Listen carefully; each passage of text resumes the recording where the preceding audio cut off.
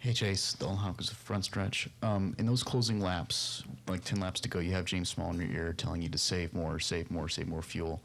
And you're doing so, and you're putting off more off throttle. Were you surprised to see that you were actually pulling away from the 11 in the closing laps?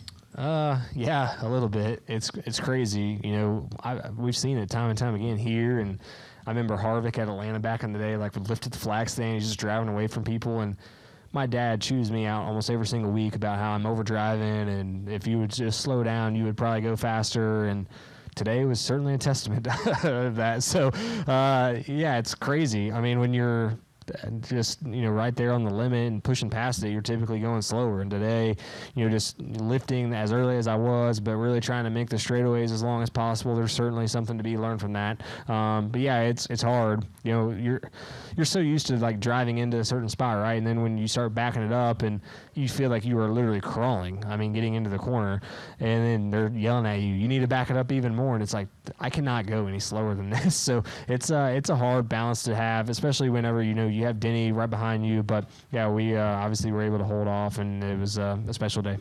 I asked James Small the same question, and he said that your habit is to, and I'm quoting, to drive it until you see Jesus. Yeah, that's about right.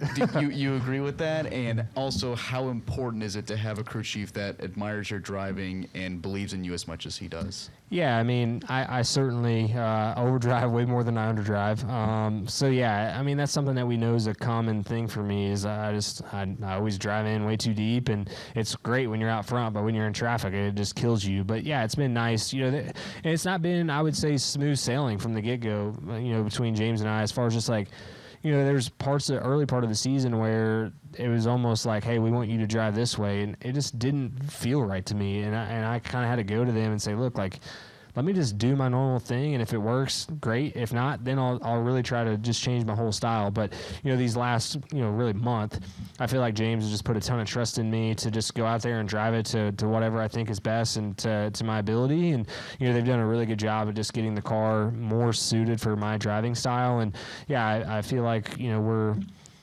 we're underrated, I feel like, for the speed that we have a lot of the time. We kind of get overlooked a lot just because we don't execute. And hopefully now, you know, with this win, we can kind of start building on that and start being a contender week in and week out.